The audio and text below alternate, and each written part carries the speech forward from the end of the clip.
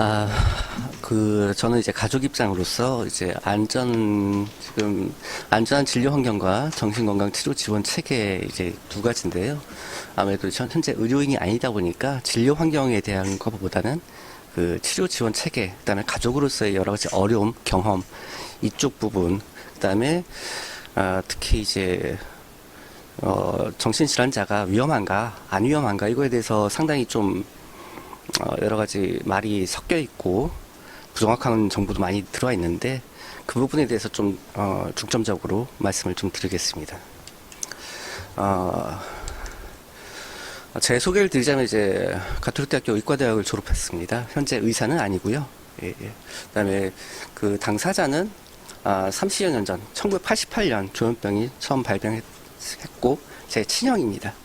그다음에 중간에 잠시 이제 따로 산 적은 있고 그렇지만은 30여 년 동안 거의 대부분을 지금도 같이 생활하고 있습니다. 불행한 사건이 있었습니다. 조현병 발병 후에 형님이 4년 정도 지난 시점에 임의로 약물 치료를 중단했습니다. 그 이유는 이제 변비라든가 여러 가지 본인이 이제는 다 나았다. 그다음에 여러 가지 좀 불편하다. 왜 내가 약을 계속 먹어야 되느냐. 이런 것 때문에 이제 약물을 임의로 중단했고, 그 결과 이제 양성 증상, 환청, 망상, 당연히 이제 다시 나오게 돼서 한밤중에 이제 가족들 몰래 가출을 한 다음에 타인의 주거지에 침입해서 이제 그 집에 있던 두 분을 그 집 주방 흉기로 인해서 이제 중상해를 입히게 됩니다. 그래서 이제 살인 미수로 2년을 복역했습니다. 당시에 그 치료감호소 국립법무병원이 있긴 있었지만, 그다음에 변호사도 이제 사설 변호사도 했었지만 정확한 사정은 제가 그 당시에 좀 나이가 많지 않아서 모르겠지만 일반 교도소에 2년간 복역했습니다. 그다음에 좀 그 특이한 게 형님이 이제 발병한 시기가 제가 중학교 2학년 때였고 제 누님이 있는데 맨 위에 누님인데 누님이 고3 때 발병했었습니다. 그 다음에 이제 발병 후 4년이 지난 시점에 이제 사고가 났을 때는 제가 고3 때였습니다. 하여튼 제 위로 누님, 그 다음에 저 인생에 있어서 상당히 좀 중요한 시기마다 발병, 그 다음에 큰 사건 이렇게 해서 가족으로서도 상당한 충격이 있었던 겁니다. 형님이 이제 그동안, 뭐, 입원이라든가 이런 거는 뭐, 몇 차례 했죠, 당연히. 근데 이제 가장 최근에 입원한 거는 이제 2017년 11월경입니다. 이제 거주지 인근의 2차 정신과 병원인데요. 이때는 이제 정신건강복지법이 이제 개정돼서 좀 더 어렵게 된, 여러 가지 절차가 좀 복잡해지고 어렵게 된 그 상태였습니다. 제가 알기로 2017년 봄에 개정된 걸로 알고 있습니다. 이때 이제 입원 전에 이미 재발 조짐이 보였습니다. 그 다음에 이제 가족끼리 재발 조짐이 보였지만 이제 어쩔 수 없는 상황으로 이제 인근의 공원에 이제 갔는데, 주변 사람들의 목소리가 환청, 자기를 욕한다라는 환청을 들려서 이제 달려들면서 이제 폭력을 행사하기 직전에 제가 간신히 이제 제지를 해서 급히 집으로 돌아왔습니다. 다들 아시겠지만 이건 뭐 명백한 정신과적 응급 상황이고 이거는 이제 입원 대상이 비기자의 입원이라도 해야 되는 상황입니다. 그 당시 그날 상황을 한번 제가 플로우 차트 비슷하게 만들어 봤습니다. 이제 응급 상황이 발생했고 이제 처음에는 당연히 환자한테 설득을 했죠. 그러나 완강히 거부했습니다. 그러면 이제 저희가 선택할 수 있는 사항은 112에 공권력을 통해서 이제 도움을 요청할 수밖에 없습니다. 그분들이 어려움이 적다는 게 아니라, 근데 치매나 발달장애인 같은 경우는 이제 흉기라든가 뭐 중범죄 일으키는 경우는 그렇게까지 많지는 않은 거예요. 근데 이제 저도 조현병 환자, 저희 형님 같이 과거를 있고 현재도 이제 그런 경우에는 안전에 중대한 위협을 당하는 사례가 많습니다. 언론에 이제 조현병 범죄라고 하는데요. 조현병 범죄라는 건 저는 이렇게 봅니다. 조현병 환자가 일으키는 모든 범죄가 조현병 범죄는 아니다. 다만 그 증상, 조현병의 증상과 연관되어서 저지른 범죄를 이제 저는 조현병 범죄라고 생각합니다. 이런 경우에 예전에 강남역 살인 사건이라든가 기타 여러 가지 의사분 여러 가지 피해를 입습니다. 그래서 언론에서 이제 그런 게 많이 사건을 받았지만 뒷부분에 보여드리겠지만 이제 여러 가지 통계라든가 그런 거 보면 피해자는 가족인 경우가 제일 많습니다. 가족인 경우가 제일 많습니다. 그리고 앞에 이제 원장님께서도 말씀하셨지만 이제 의료진뿐만 아니라 가족들도 웬만큼 뭐 폭행 당하지 않고서는 경찰 이제 고소를 하지 않습니다. 그냥 참고 억누르고 지내게 됩니다. 기사 하나 띄웠습니다. 정신질환자 가족들이 유명하다라는 기사입니다. 맞습니다. 이제 의료인분들의 어려움을 모르는 거 아닙니다. 절대 모릅니다. 다만 이제 여러 가지를 보면 의료인분들은 그나마 비상벨도 있고 병원급에서는 안전요원 그런 분들이 있고 병동 같은 경우는 더 안전장치가 되어 있지 않습니다. 근데 이제 가족들은 아무것도 없습니다. 아무것도 없습니다. 그러면 이제 폐쇄강도 같은 경우는 흉기로 될 만한 것들을 뭐 치워놓을 수 있죠. 반입금지시키고. 근데 이제 일반 가정집에서 그런 게 가능할까요? 불가능합니다. 그래서 앞에 원장님이 악몽을 꾸셨다. 그런데 저도 마찬가지입니다. 악몽을 수십 년째 꾸고 있습니다. 저는 여름철에도 한여름철에도 잘 때 방문을 다 잠그고 합니다. 창문까지 완전히 다 잠그고. 왜냐? 자고 있을 때 환경 상태가 좀 안 좋은 일이 저한테 벌어질 수도 있기 때문에 실제로 그런 사례가 있었습니다. 자고 있는데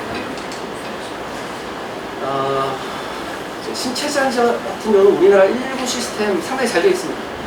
세계 어느 다른 데에 내놔도 그렇게 자랑할 만한 잘 되어 있는 편입니다. 그러나 이제 유독 정신질환자의 경우는 공적 환자 이송의 시스템이 사실상 거의 부재라고 할 정도로 미미합니다.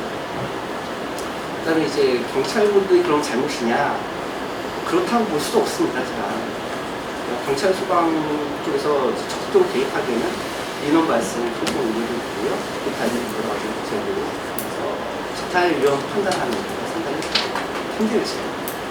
그래서 소극적 대처가 나올 수밖에 없습니다. 밑에 당구장 표시를 보시면 아시겠지만은 이제 현행법에 따르면 이제 자타의 위험이 명백한 환자라도 기본적으로 이제 정신과 전문의분께서 이제 판단을 하셔야 됩니다. 그러나 이제 경찰관 119가 와가지고 단순히 가족의 진술, 그 다음에 몇 분 잠깐 지켜보는 것만으로 그분을 데려간다. 그러면 이제 여러 가지 리스크가 있고. 제가 경찰이더라도 소극적이 될 수밖에 없습니다. 제가 경찰이더라도. 경찰분들이 이제 이런 정신질환자 한 분 이제 생기면은 뭐 행정적으로 분들을 하면은 이 병원 저건 알아보고 안 받는다, 병실이 없다, 신체질환도 같이 있어서 부담됩니다. 뺑뺑이 도느라 다른 업무를 못 하십니다. 정말 파김치가 되십니다. 그 다음에 사설 손당이 있지 않느냐. 근데 이거는 이제 앞에도 말씀이 나왔지만은 가족에 대한 그 반감, 보복 심리가 생길 수밖에 없습니다. 실제 그런 보복한 사례들도 간간히 있고, 그 다음에 이제 비용도 문제입니다. 비용도 좀 수십만 원 들고요. 당연히 현금입니다. 그래서 저는 이제 제 개인적인 총리 이제 간간히 재발하거나 정식화적 의무상이기 때문에 저는 이런 준비물을 하고 있습니다. 어떤 거냐. 매 3개월마다 무조건 높지도 낮지도 않고 가족관계 증명서하고 등본을 출력해 놓습니다. 왜냐하면 이제 아시겠지만 현행법상 그 유효기간이 3개월이기 때문에 3개월마다 무조건 출력해 놓습니다. 그다음에 이제 경찰분들도 있긴 하지만 이제 경찰분들이 이제 정신과적 응급 상황에서 대응 매뉴얼 6.0을 이제 가지고 계시는데 그 부분을 이제 잘 숙지하시는 분들도 있지만 잘 숙지 못하시는 분들도 있어서 아예 책자를 출력을 해서 제보내 놨습니다. 그래서 현재 제도가 이렇습니다. 제가 호소하기 위해서. 그다음에 과거에 발표했던 진단서 속에서 몇 년 전부터 있습니다. 마지막으로 사설 이송을 연락하죠. 그다음에 이제 이 부분에 대해서 이제 통계에 대해서 말씀드리는데 이게 좀 민감할 수도 있습니다. 그다음에 대사자분 단체는 안 나오겠지만 여러 가지 인권 문제라든가 환경 문제라든가 이것 때문에 상당히 민감한 문제이지만 이거를 짚지 않고 그냥 넘어가는 건 안 된다고 합니다. 불편하지만 진실은 진실입니다. 사실은 사실. 여러 가지 안기 사건들이 없고 여러 가지 정신사자에 의한 금융 사건이 발생하면 이제 국가인권위원회 등에서 이제 공문 같은 걸 언론사에 보내는 걸 알고 있습니다. 대검찰청 같은 이제 국가 공식 통계에 따르면 이제 정신질환자분들의 범죄는 오히려 비정신질환자보다 훨씬 낫다, 그러니까 위험하지 않다. 그래서 보도를 할 때 정신질환자분들에 대한 이제 잘못 판단 인과할 정도로 각별히 유의해 달라라고 이제 공문을 보는 겁니다. 그 영향인지 몰라도 상당수 언론에서도 그 이제 오히려 일반인 범죄의 정도가 15배 높다, 이런 기사 나오고요.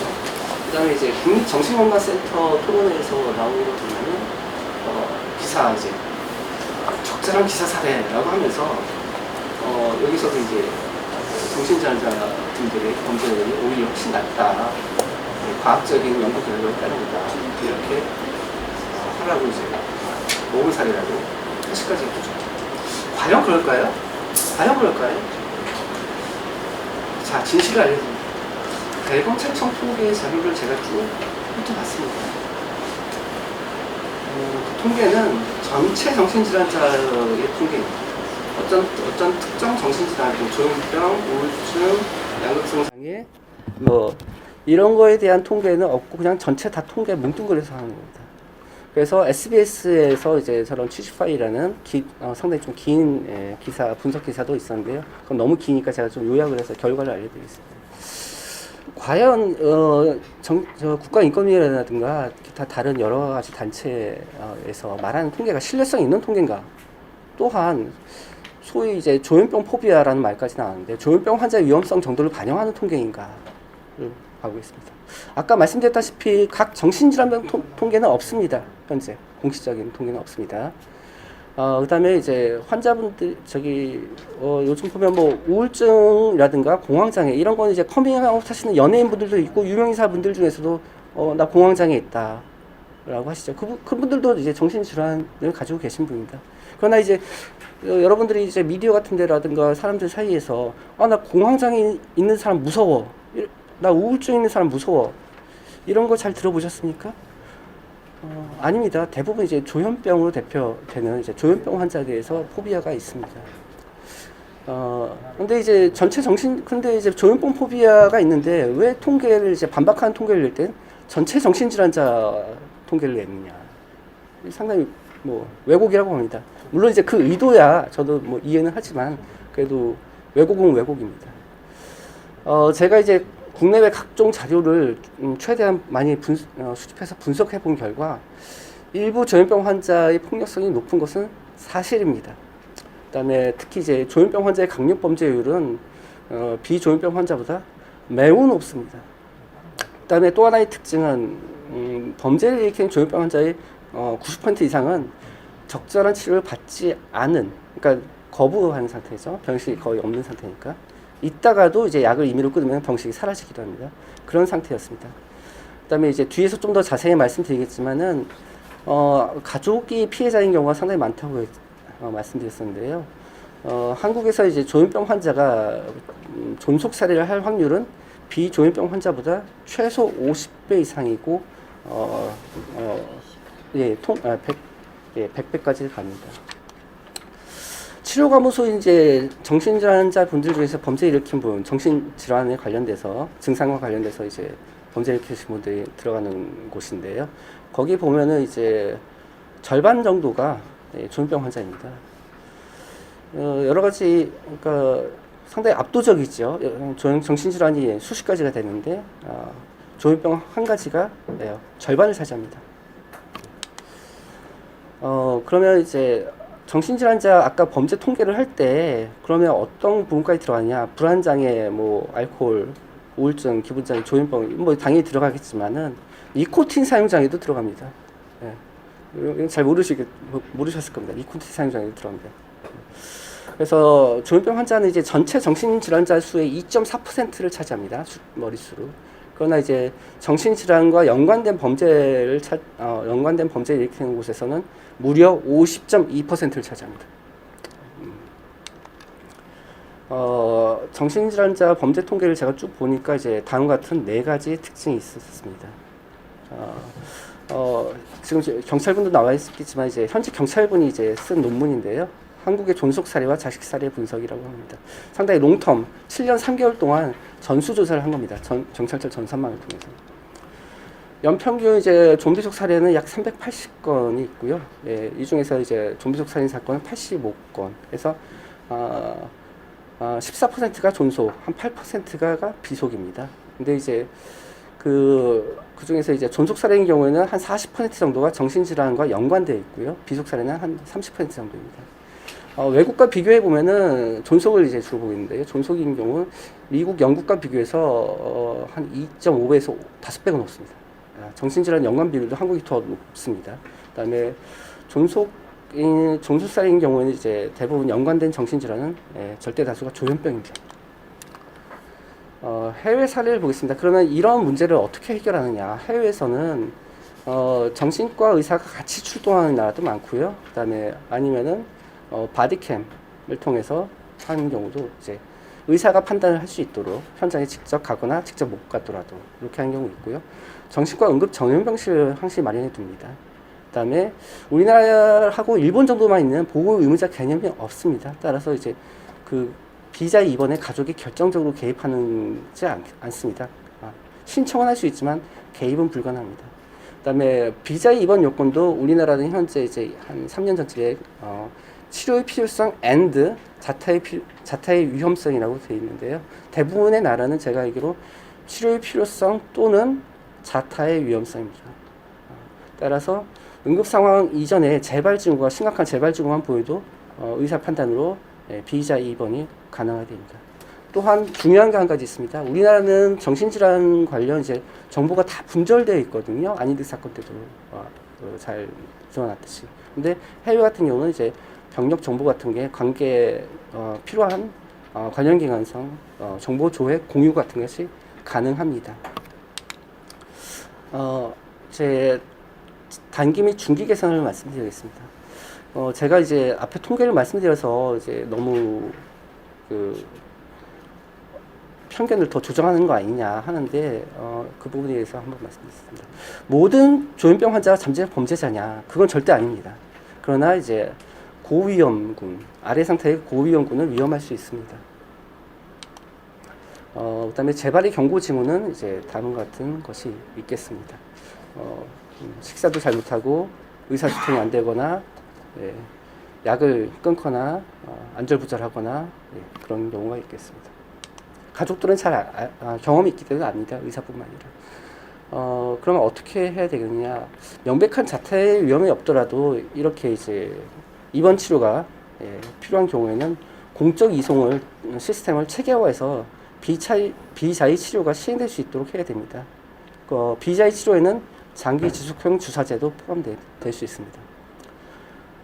또한 이제 해외 사례처럼 바디캠이라든가 의사가 같이 출동하는 것처럼 중증 정신질환에 대한 이제 이송을 포함한 사회 안정망이 제대로 작동하게 해야 됩니다. 또한 이제 경찰분들에 대해서도 주기적으로 정신질환자분들을 대할 때 어떻게 대해야 되는지, 어떻게 대응해야 되는지에 대한 교육도 꼭 필요하다고 봅니다. 그다음에 제가 이제 중요한 제안을 하나 드립니다. 조현병 환자는 이제 다른 정신질환하고 조금 특별하게 봐야 된다고 봅니다. 아까 통계도 말씀드렸다시피. 그래서 모든 조현병 의증 환자 및 조현병 환자는 적극적 치료 명령이 필요하다고 봅니다. 또한 국가 전산망에 등록도 의무화해서 정보도 공유하게 되고요. 에이즈 예방법 내용을 보면은 그런 게 있습니다. 그래서 조현병 의증 환자 같은 경우에는 이제 최대 1년까지 치료 지원 또는 치료 명령제를 해야 되고, 조현병 환자 같은 경우는 5년마다 한 번씩 갱신할 수 있도록 하는 것을 제안합니다.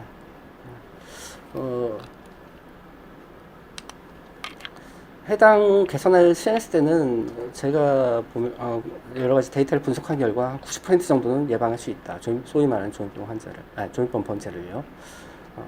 그다음에